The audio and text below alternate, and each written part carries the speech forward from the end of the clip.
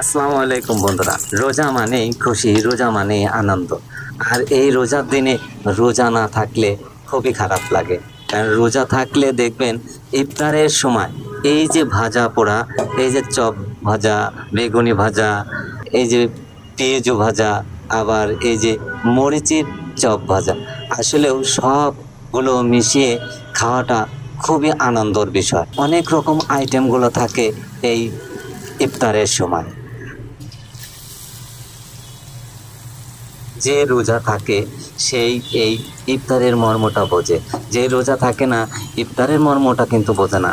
ইফতার তো সবাই করে, কিন্তু যে রোজা থেকে ইফতার করে সেই বুঝতে পারে ইফতারের কি আনন্দটা।